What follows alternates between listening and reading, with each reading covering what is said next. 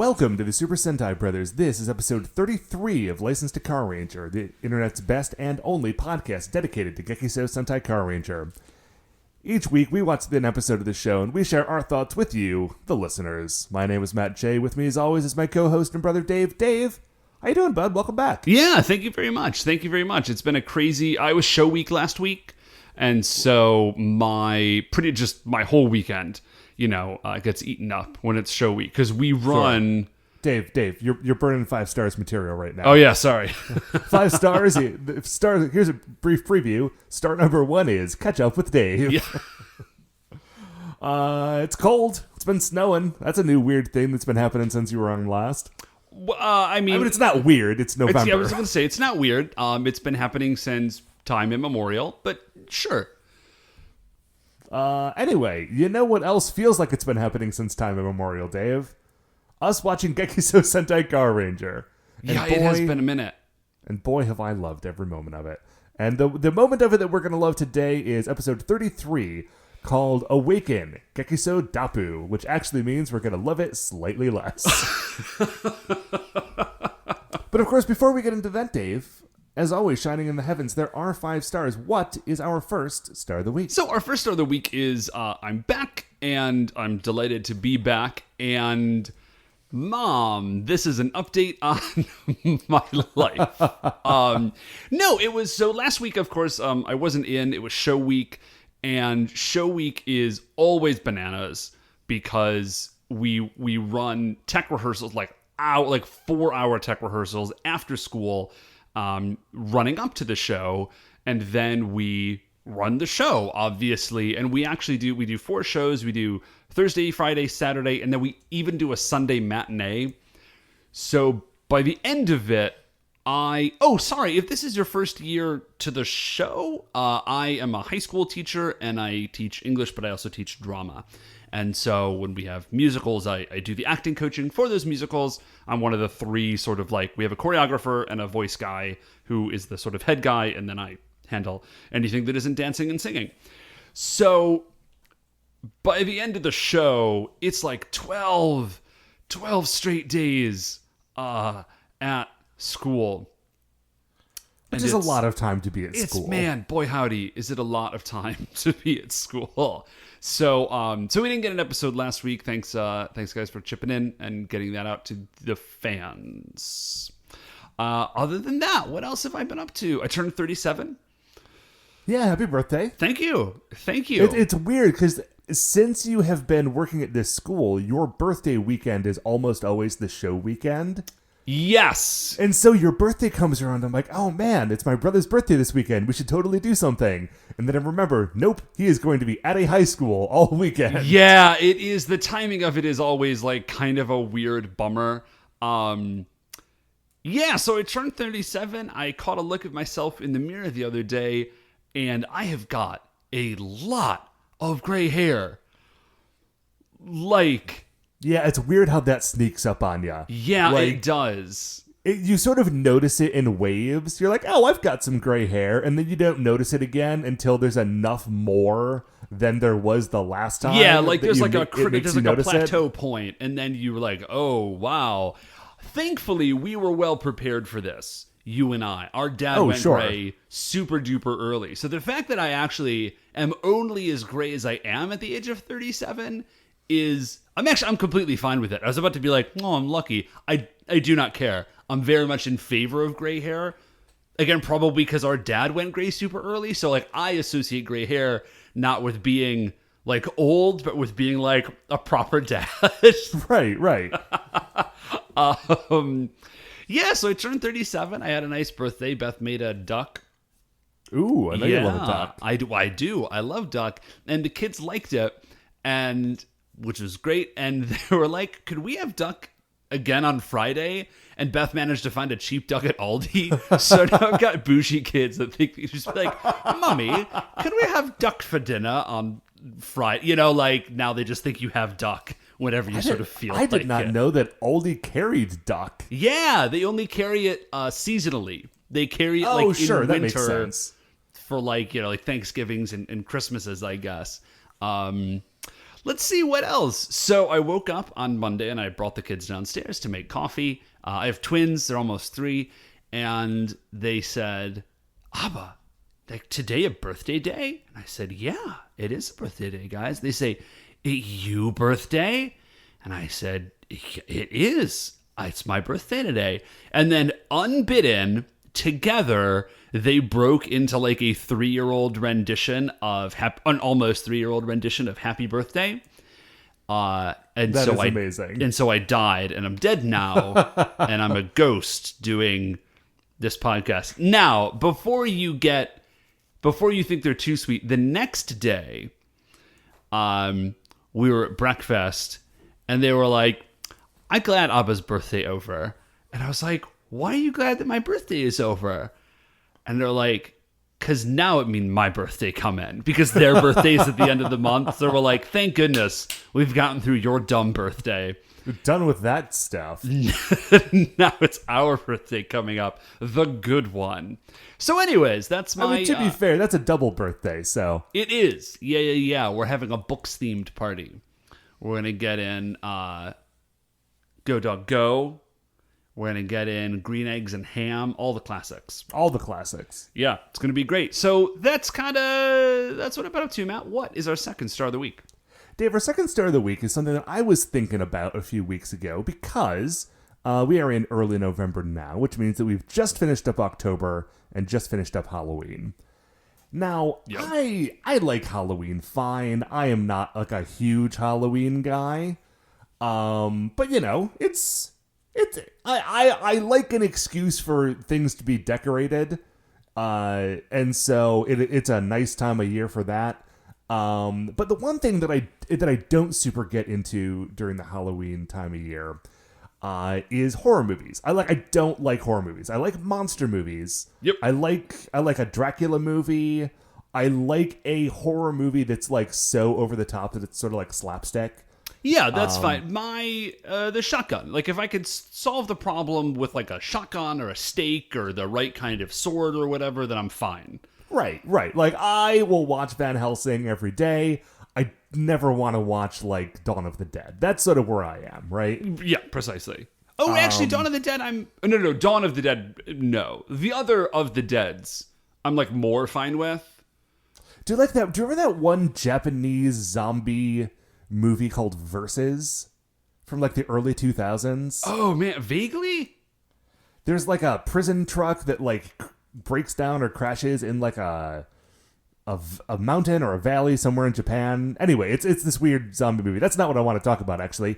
What I want to talk about is, you know what movie genre... So that's a movie genre that has a whole month dedicated to it, and I don't like that movie genre. But you know what genre I love?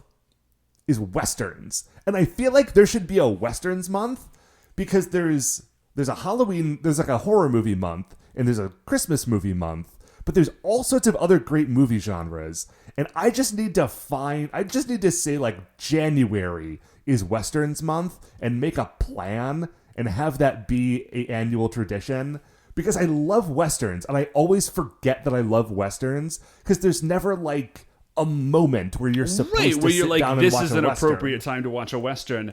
And I think January would be a really good spot for that, because Westerns tend to be like they're all set in the summer, kind of. You know what I mean? Because like you're out west, so it would be a good, like, you watch a movie and it's warm, right? You're like out in the desert, it's like there's all the sun shining, and that would make you feel good, as opposed to in the middle of July where you're miserably hot already, and then you would then watch a Western. No, this is a fantastic idea, man. I support this fully. I just need to avoid watching what is it? Jeremiah Johnson, I think, is very winter and snow themed. Yeah, I said that, but as I'm thinking about it, there are a number of like Western-y movies that are in fact set in winter. Although I guess Jeremiah Johnson is more of like a frontiersy movie than a That's than a actually a proper. very good distinction. There's a number of contemporaneous movies that, frontier movies are set in winter. Westerns are not.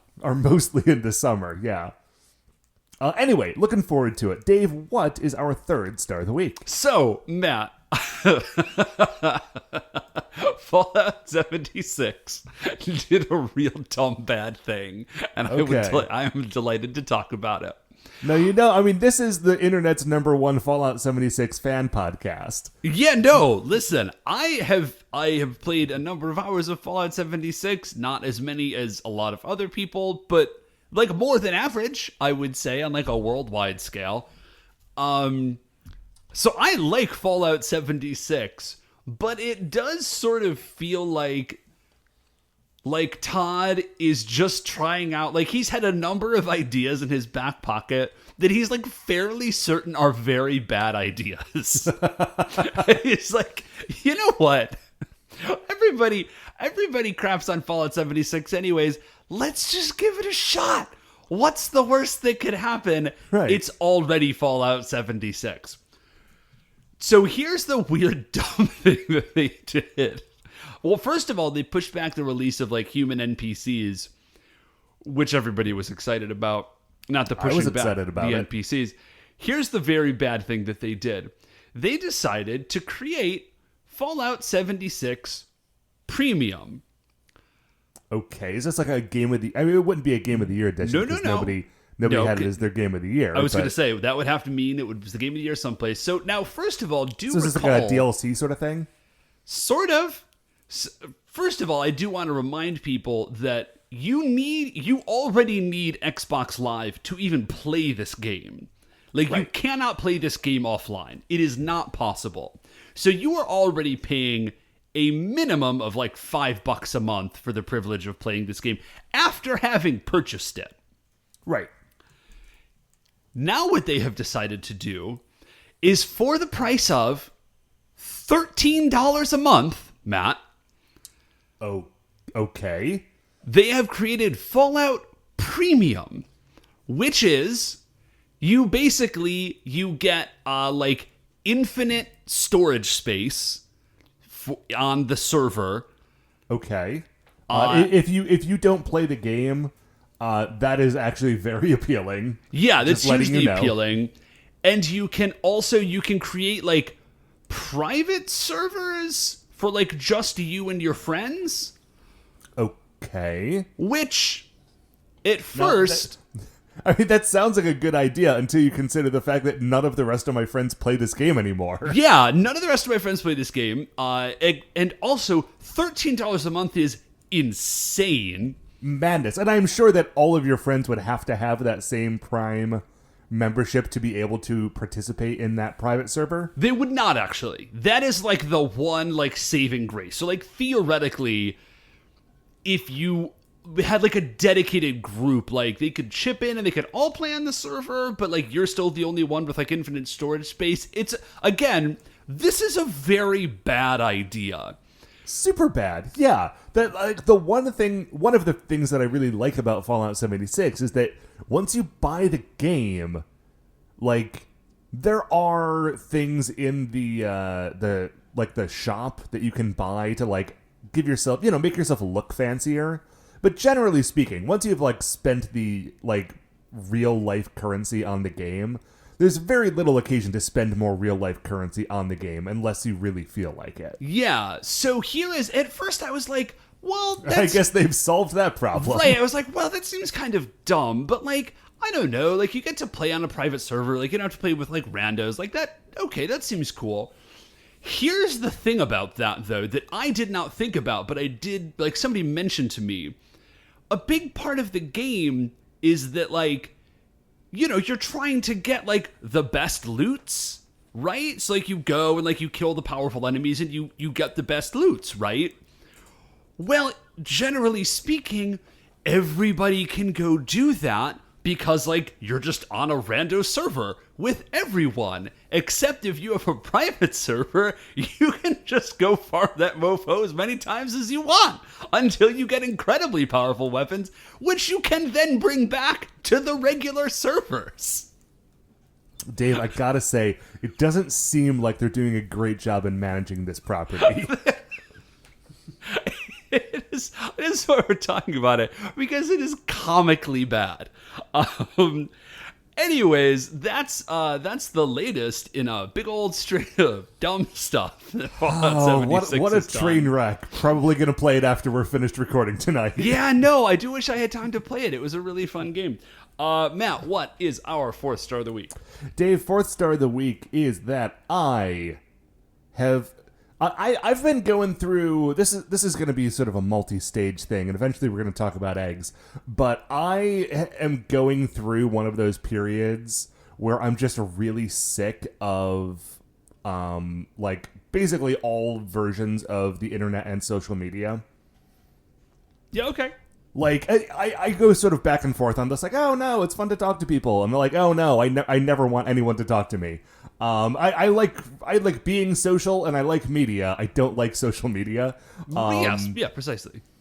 And so, like, I deleted Facebook from my phone, and I realized that I had been using, like, Twitter as a way to know what the news was. Like, not, like, I listened to NPR in the morning, yeah, but then throughout the day, that was sort of what would keep me, like, in the loop as to what was going on. Okay, so you basically were just counting on friend of the show Nick Douglas to read the news, and then you would read his tweets, and then... That's definitely part of it, but, you know, I've been on Twitter now long enough that I've got, like, sort of a subsection of things that I look at to sort of know what's going on in the world. Yeah, I got you. But I realized that, like, to do that, I had to be on Twitter more, because there's a lot of news going on right now, Dave, and the one thing I do get sucked into is news. Yeah. Listen, there's a lot of news. It's a news-rich environment right now. We don't need to talk about it. Anyway, so in a effort to not reinstall Facebook on my phone and look at Twitter less, also smart. I got a digital subscription to the New York Times. Okay, I mean, they've got a slant, but like... Well, that's the thing. Everything's got a slant, but like, that doesn't have less of a slant than anything else. And right. At least I know what their slant is. Slant. You know? Like, I can adjust for their slant as I'm reading. Right. But the other thing about, like, the thing about having a subscription to the New York Times is, of course, that's not just a news source. That's not just like a source of like current political news. It is a newspaper, right? And the newspaper has multiple sections, which I'd kind of forgotten. So I'm flipping through because I've got like the app on my phone. I was actually really lucky because the day that I went to look at it, it was like, oh, the New York Times is having like its once or twice a year sale on digital subscription. So I got to like do it without feeling like I was just throwing a bunch of money down a hole. Anyway, I was like, oh right, the New York Times has a food section, like a very like famous and well-regarded food section, as I recall. Probably not always, but like I have a book of like the best food rating from the New York Times from 80 years, and it's really good stuff. So I'm like, I'm gonna look at what the food section has, and Dave, the first thing I found made me so glad that I had done all of this, because it has finally solved a problem for me, which is that I feel like I never quite know how to hard-boil an egg, but now I know exactly how to hard-boil an egg. Oh. Like, I've been... So the person who wrote this article said, hey, this is my first article for the New York Times food section, and I wanted to do something good. So... like, I got a ton of volunteers, and we cooked like we hard-boiled 700 eggs and tested them on like how easy they were to do, clean up after, like how easy they were to peel, how much you could peel them without risk of damaging the egg underneath. You know, like a hard-boiled egg will sometimes like pull apart as you're... Yeah.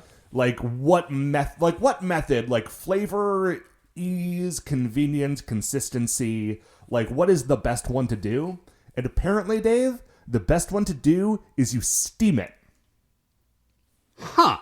You get like you put like an inch of water in the bottom of your pot. Yeah. You bring it to a boil. You put your eggs in like a vegetable steamer thingy. Yeah. You put it in the pot. You close it.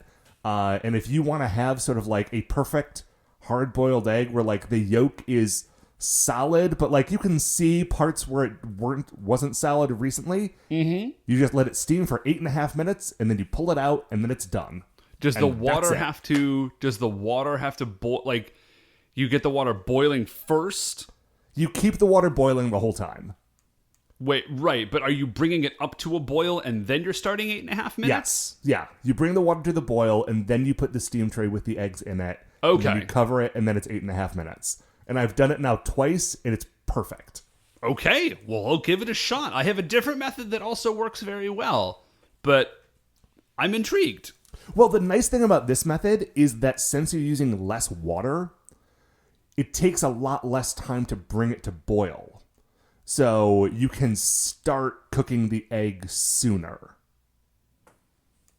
If that makes sense. Yeah, no, that totally makes sense. Anyway, that is just a practical life tip at the end of a weird long story about the New York Times. Dave, what's our fifth star of the week? So our fifth star of the week, Matt, is a coffee shop has opened up at the end of my street. Oh, well, which end? The close end. The end that's that great. I can see from my front porch. That is amazing. Well, yes Okay. and no.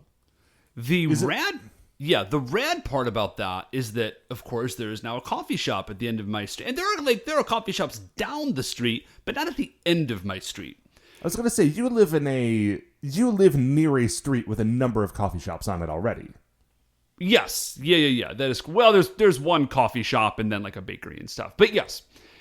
But this one is at the end of my street. And it is almost as importantly, it is on my way to work.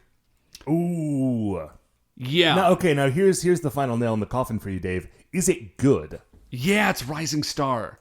Oh gosh, no, you're doomed. Yeah. See, That's here's like the the best thing. See, here's the folks, great that's part like- about this. So far as I'm concerned, that's the best coffee in Cleveland, or at least the best coffee chain in Cleveland. They're very good. Down the street is Phoenix, which I also think is very good. Anyways, the great part about this, of course, is that there's a Rising Star coffee shop at the end of my street. This is amazing. The downside of this, Matt, is that if I go and I get coffee, they are going to want money for it. Yeah, every day they're gonna want it. Yeah, just every single time they're going to need some dollars, or else, I mean, it's not going to work for them if they don't get money. Right, they just put it in this brand new store. They'd be really disappointed if people didn't pay them. Right, and so that's the downside, is that they would want money from me every time I wanted coffee, and I want a lot of coffee, and I can't afford that. So now what I have is what I now have is a daily frustration / temptation to spend money I shouldn't. That's what I've actually got, Matt. It's not a coffee shop, but a daily reminder of money I shouldn't spend. Right, so you are in a situation where, like, someone needs to lash you to the mast as you, like, sail your way over to work. Yeah, precisely, man. Lest the siren song of Rising Star Coffee crash you against the rocks. Right, I just need a bunch of, like, hairy Greeks at the oars with wax in their ears. So that's it, Matt. I'm doomed. I can only hope that they have some sort of loyalty program where, like, every 10th cup they'll give me a free latte or something. It's my only hope. I wish you luck, Dave. And I wish us both luck, as now we're going to talk about a real Dappu-heavy episode. It is called Awaken, Gekisou Dappu. It is written by Naruhisa Matsui. Is that right? I wrote it down, but it's on my computer, which is kind of far away from me. The original air date was October 11th, 1996. You can watch along with us on either the DVDs or streaming at shoutfactory.tv. It's not as good as the ones we've watched recently, but our conversation about it will be, and we will be right back for that conversation. All right, welcome back. We have just finished watching episode 33 of Gekisou Sentai Carranger, and parts of it are really great. Yep. Okay, so we start off this week, and we are in the secret base hidden inside / behind the Pegasus garage. The owner of which I realize I have not seen in a few episodes, and I miss him. Yeah, the owner is a great character, and I'm really kind of bummed out that he's not as much as he was initially. But there's somebody who also has not been around as much recently, and he's back. He's so back. A poor substitute for VRV Master. Dappu has been asleep these last couple of episodes. He's been hibernating, and he had like a fever. He's not like ill. He's just, his race hibernates periodically, and he's doing it right now. But to test whether or not he's still hibernating, they put a thermometer in his mouth. But it's not a medical thermometer. It's just like the thermometer you would put on a wall. Like, it's attached to a piece of wood. Well, okay, yeah, the fact that it's attached to wood is really weird. And, I mean, like, Dappu has a gigantic head and he's got, like, a weird puppet mouth. So they couldn't... It would look ridiculous. I don't know. It would look equally ridiculous because putting just a wall thermometer in someone's mouth also looks absurd. But Yugo slips in and does exactly that. Now, I have no idea what temperature Dappu is supposed to be because the thermometer's in Celsius, and I don't know what Celsius degrees mean. I think it's like roughly human temperature. But whatever his temperature is supposed to be, he is about that right now. Like, he previously had not been, and now he is. So everyone is excited because they realize that Dappu is probably going to be waking up soon. I don't know why they're excited about this, but they surely are. So Yuka sort of like pulls everybody in, and then like everybody's super excited. And then Kyosuke, I wish I had written it down. I forgot what he says, but Kyosuke says something, and Yuka just turns around and punches him straight in the face. You know, that is also in my notes, and it's also weirdly vague in my notes. I think it's because he is being, like, maybe purposely obtuse and not understanding what she is trying to explain to them. Yeah, maybe. Oh, I also do want to note that in this episode, they have basically switched back to their old clothes, which is weird. And... I feel they kind of go back and forth. Because remember, they probably changed their clothes during the summertime because it was hot out. But now that it's getting cool again, they can sort of like shift back into their previous wardrobe. Yeah, no, that actually makes a ton of sense. I forget because, of course, like they filmed this show as seasonally as it is watched. So, yeah. Not Dappu though. He is still wearing Michael Jordan's basketball jersey. Well, okay, he is for most of it, except for this dream that he has right now. Yeah. So Dappu is just about to wake up, and we're getting his, like, we're seeing inside his dreams as he's finishing his hibernation. And we're watching a flashback to something we saw in either the first or second episode of the show, where the Bozoke were just laying waste to Planet Hazard, which is where he's from. Yes. And so he is reliving this terrible, terrible tragedy. And then he wakes up. But he doesn't wake up in the garage. He wakes up in a field. A beautiful, lovely field. Sees these couple of weird-looking aliens who look very much like him, but bigger. And they're like, oh, hey, Dappu, come over here. Dappu's thrilled, of course, to see his parents. And Dappu is wearing his original, like, robe outfit right now. And he runs over and he sits down on the picnic cloth with them. And he says, like, oh, I'm just so happy to see you. Let's just stay like this forever. But of course, he can't stay like this forever because this is a dream. Yeah, and his parents are like, his dream parents do not seem super interested in softening that blow. Yeah, so this scene does a couple of things. First of all, it made me like really, this actually kind of hit me, which I was mad about because it's Dappu. So I did another thing, which reminded me, yet again, that Dappu is in fact a child. Super child, yeah. Yeah, like, definitely a child. And the fact that the Rangers, like, rely on him as much as they do is, like, grossly unfair on the Rangers' part. The third part of this that I recalled is that Dappu often says the word Dappu at the end of his sentences. And I had sort of thought, because it doesn't, like, come up a whole lot, that, like, that was just like something that he said, and so the Rangers kind of like call him Dappu.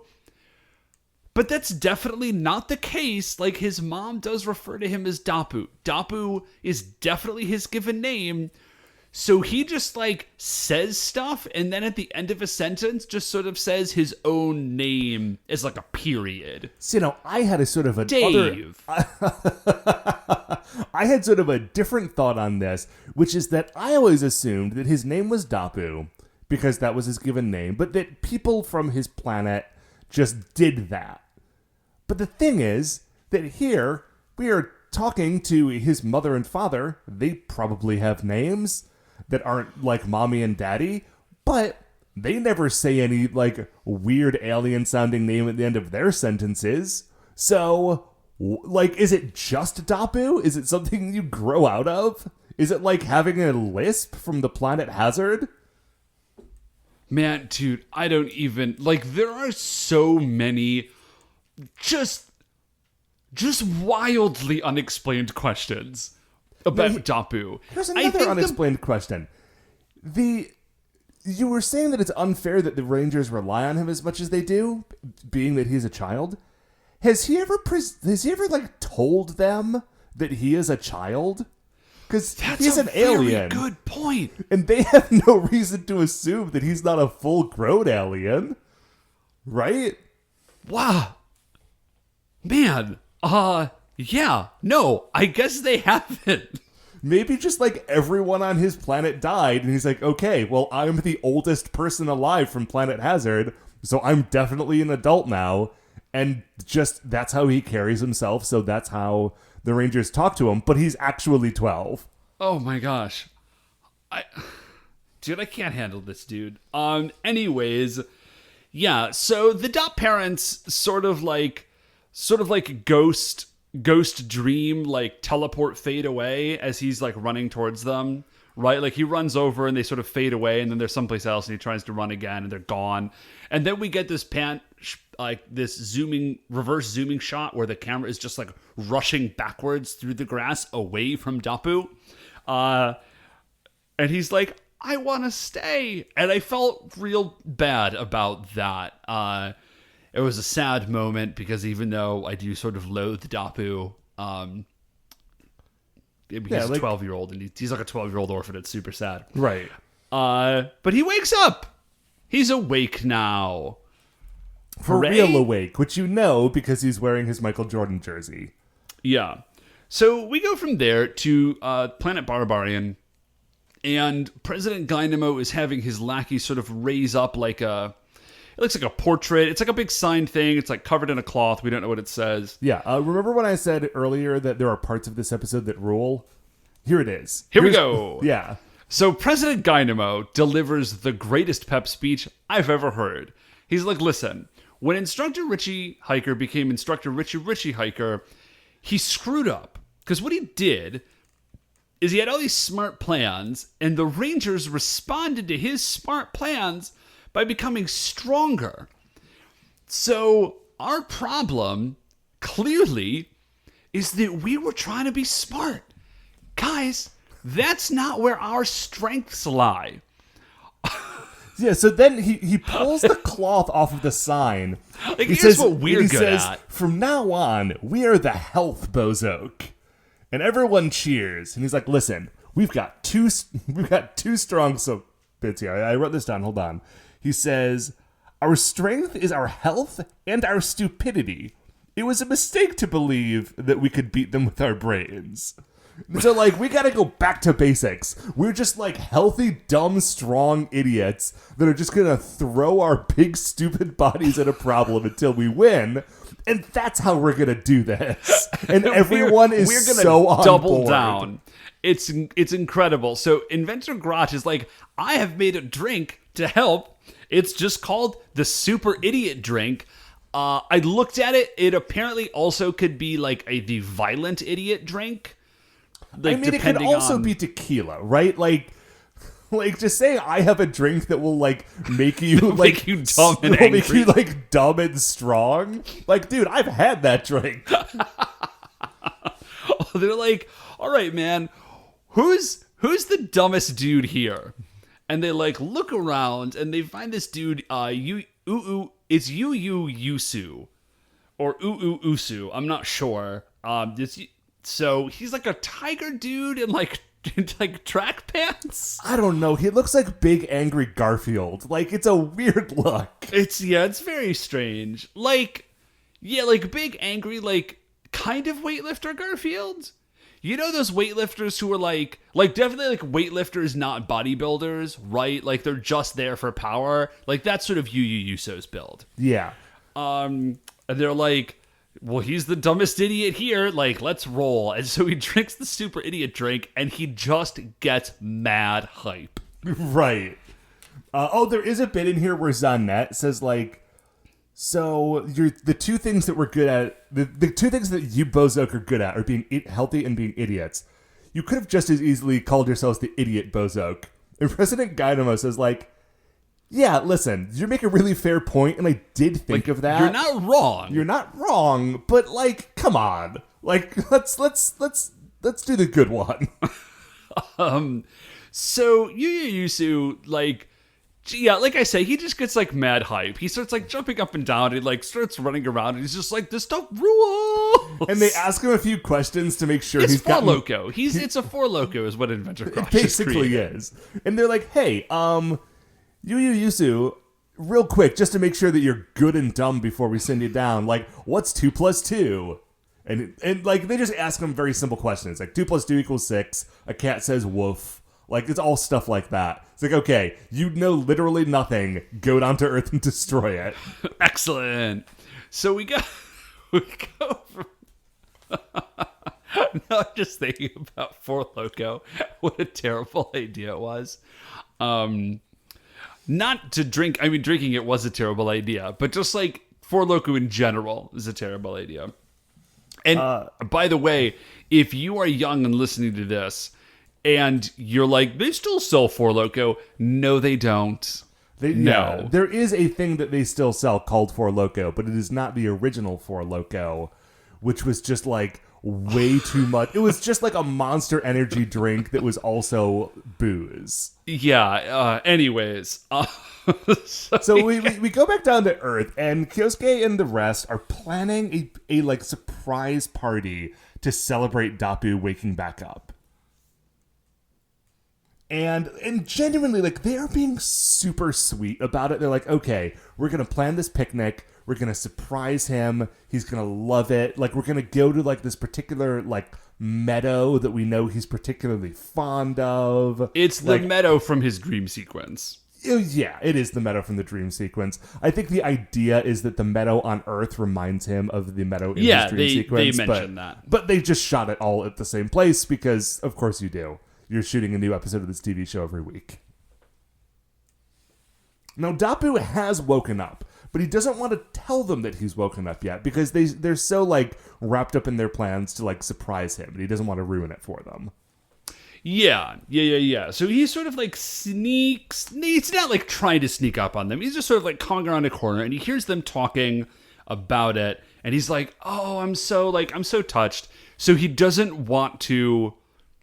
He both A, is touched that they are doing this for him, and B, recognizes that like they are also super excited to do it. And so he doesn't want to like kind of ruin the surprise for them. Right. So they're going to like scout out the area, and they notice like, dude, it's really hot. Like, it's October and it feels like it's in the middle of summer. What is going on? Hey, wait a second, is this a Bozok plan? Which I'm very proud of them for. Because it is a Bozok. I mean, it's not a plan.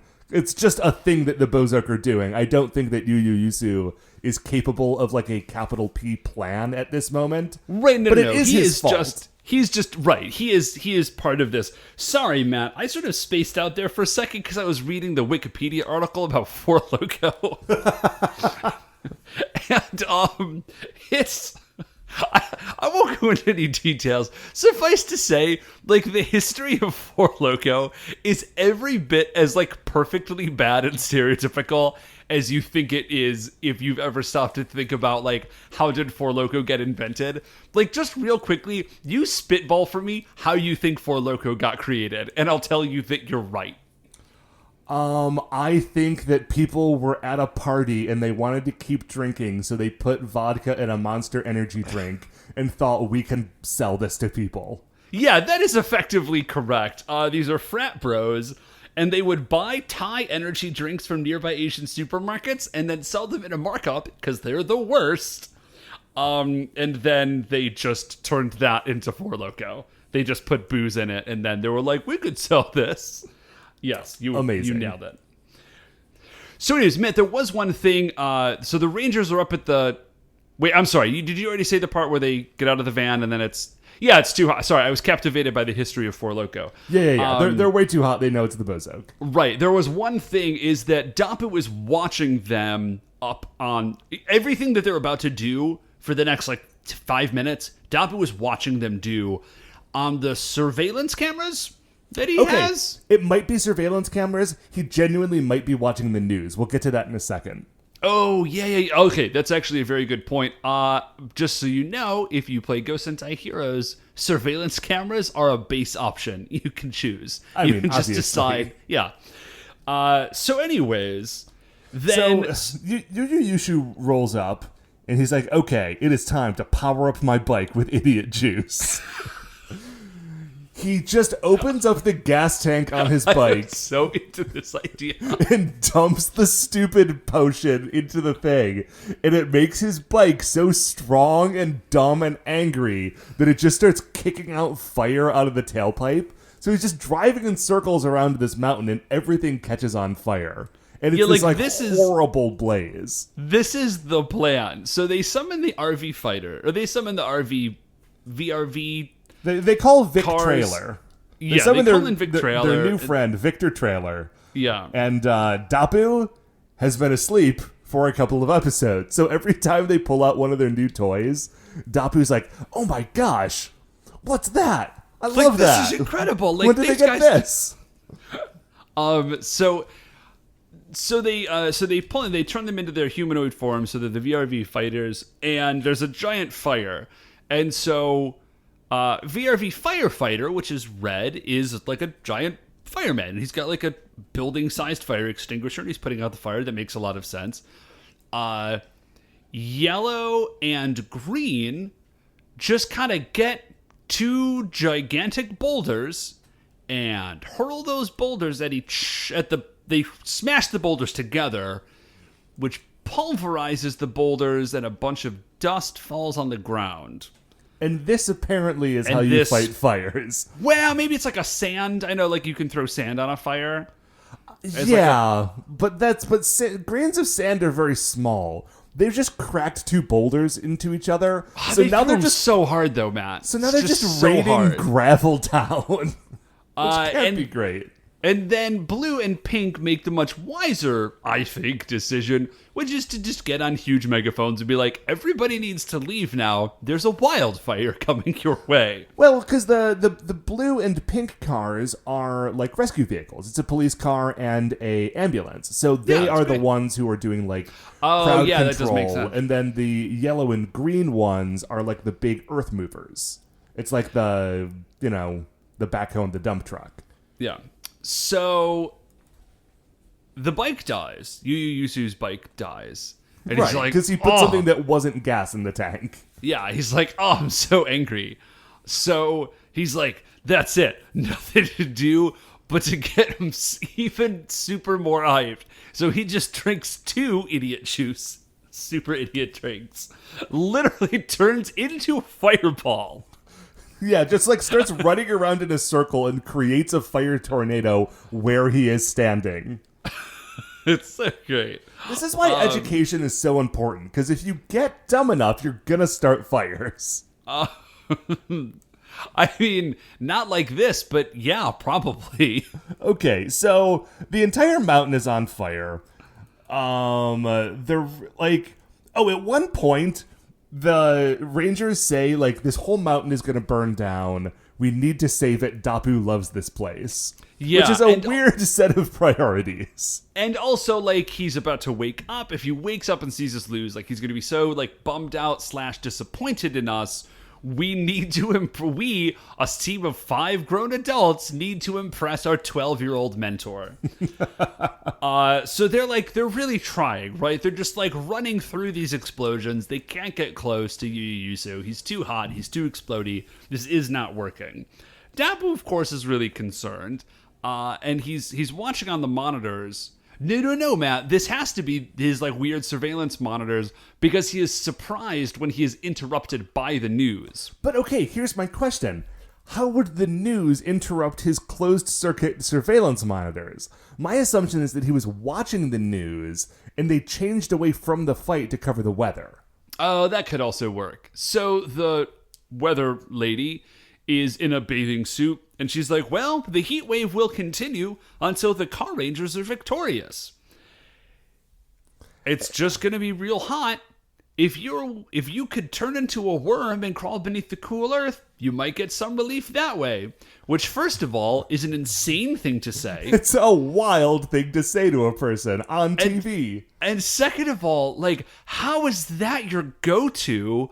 Like, oh man, if you're hot, if only you could turn into a worm and crawl beneath the cool earth. That would solve your problems. You know, that's like the classic trope of chill worms. And Dappu was like, oh my gosh, that's it. That's how the Rangers can defeat this dude. They have to come at him from underground like a worm. And then they will avoid the withering heat radiating from his super idiot body. So he wants to, like, call them on their communicators and tell them. But the thing is, he remembered that the only thing giving them the sort of, like, morale, fighting spirit. Like, the fighting spirit to, like, stay in this fight is that they're still trying to surprise and delight their friend Dappu. If Dappu calls them now, then they will know that he is awake. And then the surprise party will be ruined, so maybe they'll just give up and die. Yeah. It's a weird... I mean, it's a comedy episode. Yeah. It's fine. So anyway, it's some pretty wild logic. So he's like, how am I going to do this? So we go back to the Rangers. I mean, Dave, I make a bunch of... I feel like I'm in a brain fog for the first, like, hour or two after I wake up every day. If I had been asleep for 3 months, I feel like I would be in a pretty hefty brain fog for a while. I can see him definitely making that decision. So the Rangers have unhensioned, and they are just trying to get some relief from this terrible, terrible heat. And they're like running around, like trying to get some water, like in a fountain or a pool. But every source of water they find is super hot because it's not just a wildfire. Like, there is star-like heat emanating from the super idiot body of Right. Yusu. So, like, the pools are boiling. Right. So Dappu shows up in a very obvious disguise, because he's an alien with an enormous head, and he's disguised as a fortune teller. And the Rangers are like, who are you? What do you do? You need to evacuate. This is very dangerous. Dappu's like, don't worry, I'm an ordinary citizen. I am here to tell your fortune. And they're like, I'm sorry, ordinary citizen. You need to get to a safe distance. Dappu is not yet willing to be deterred, so he goes back to his disguise kit. And he does very briefly dress like a nurse. Yup. And, like, puts on a bunch of lipstick, but, like, Dappu doesn't have, like, human lips.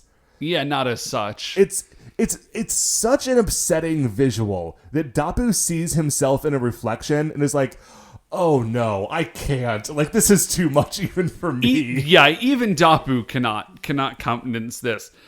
So what he ends up with is a rock and roll guy. Rock and roll guy, sunglasses, like big pompadour wig, sort of like a Billy Idol, Elvis Presley sort of mashup. Yeah, but like a horrifying alien.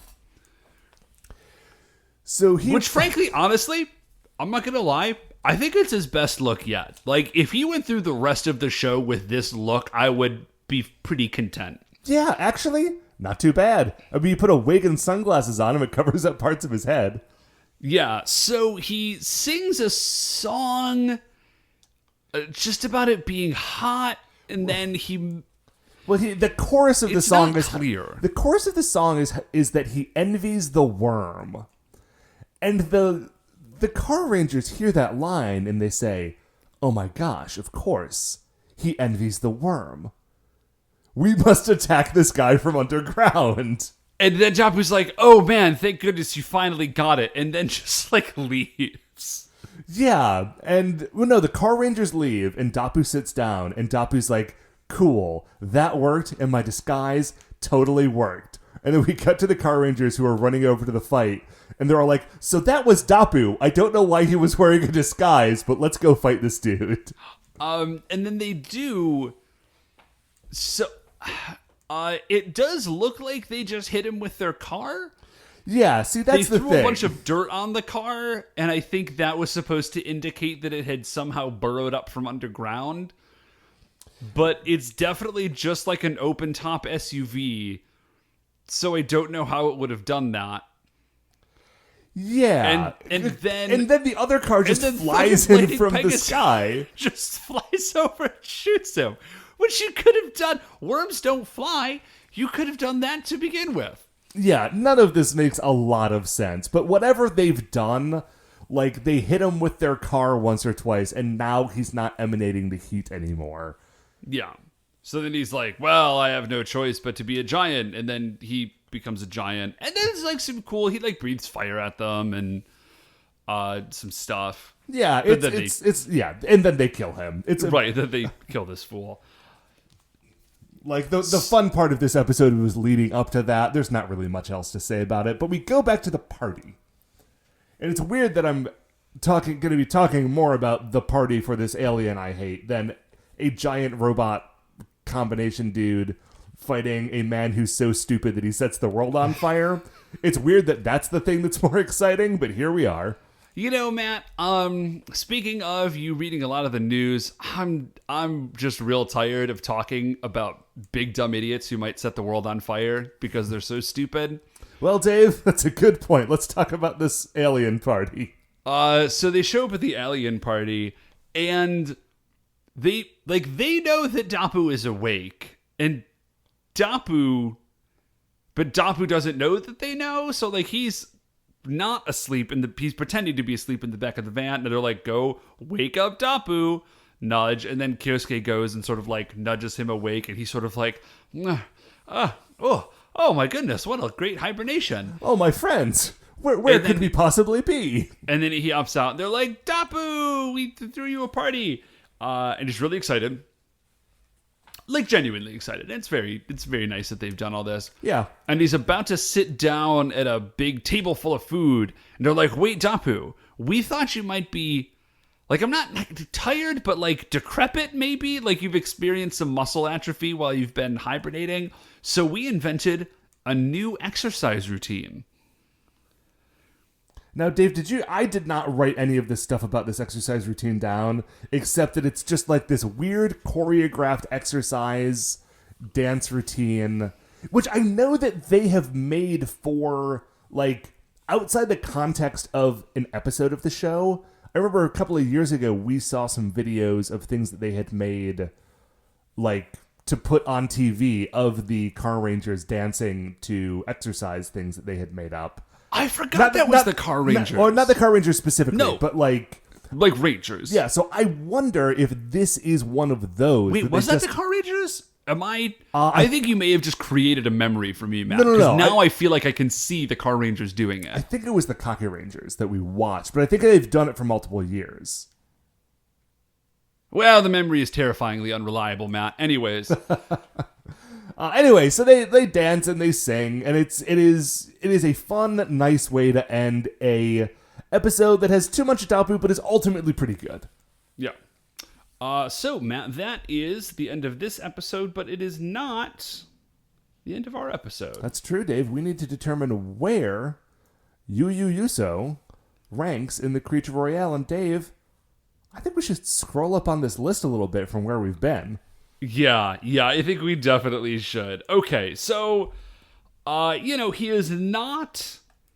He's definitely not up in, like, the truly, the truly stellar heights. He's not Gali Sensei, right? No. He's not Gali Sensei. But, like, I am going down from Gali Sensei, and I am trying to find someone that I like more than, like, a big tiger man who just gets so rage drunk that he turns into a fireball. I think... No, there's a lot of really good. XX Milano, the pizza maker, is really great. Fashion Dimension is really great. Iron Mask Choryu is still fantastic. You know what? I like Yu Yu Yuso more than I like Iron Mask Choryu. I think he's more... it's tough to say. Iron Mask Choryu is a great villain. And he had a lot of impact in the story, and he has a cool look. He's not as... Yu Yu Yusu has a weird charm to him. Like, yeah. I kind of dig his whole vibe. Okay, well, what's the next member of the Bozoke underneath Iron Mask Choryu? It's actually, there's quite a few. There's Gigi Gaki-chan, Ella Quinta, who's not precisely a Bozoke, and then XX Milano, the pizza maker, and then Vivi Goran, the Olympian. And then from down there, we're into LL Onene, the Driving Madness. I definitely like him better than LL Onene, the Driving Madness. Okay, like so let's find a home for him between Vivi Goran, the Olympian guy, and LL Onene, the Driving Madness. Okay, so Bara Darts was that fantastic jury episode where, like, everybody else gets mind controlled. Yeah, and the Bara Darts is like a weird scorpion monster with a monocle. Yeah. Now, I think in large part, Bara Darts is as high as he is because the episode is so fantastic, and Jury is the star, and we love Jury. Right. But I do really, really love Jury, and I do kind of hate Dappu. So I would say above LL Nene, but not Bara Darts. Okay. Which still puts him at spot number 48. Yeah, well, I mean, spot number 48, if you will remember, our midpoint on this list is almost always the three jewelry priestesses from Carranger. And they are currently sitting at numbers 82, 83, and 84. Yep. Which actually is still right in the middle, because the list goes down to 172. Yeah, I don't know how they have managed to stay at, like, the dead middle of this list the entire 5 years we've been doing this. You know, a lot of the early, like, signpost characters that we put in have stayed generally in the same, like, percentage spot of the list, and we filled in around them. I think that is sort of generally true as to how this has come together. It's a very long list at this point, Dave. Yeah, it is. Yeah, it sure is, man. Anyway, Dave, that is going to do it for another episode of Licensed to Carranger. Before we finish up here, I'd like to remind you all that you can email the show at supersentaibrothers@gmail.com. If you want to get any updates on future episodes or check out what we're talking about on Twitter, we are at Super Sentai Bros. Dave, if people want to get a hold of you to get in on the playtest of the Go Sentai Heroes tabletop role-playing game that you are writing, how do they do that? If you just email me at gosentaiheroes@gmail.com, I will email the rules out to you and get you on the list for future updates. Right on. Radical. So if you like the show, please remember that shining in the iTunes review section, there are 5 stars. Please rate, review, subscribe on there. That's what's going to help people find the show, or so we have been saying for years. I assume it's true. People have found the show, so it couldn't be false, right? We wouldn't have lied to you for 5 years about something so trivial. If you'd like to listen to any of the Super Sentai Brothers are a production of Retrograde Orbit Radio. If you'd like to listen to any of the other Retrograde Orbit Radio shows, you can do that all at retrogradeorbitradio.com. Once again, we are the Super Sentai Brothers. I'm Matt. I'm Dave. And we'll see you next week for the greatest show on Earth. Mark, sorry that was a little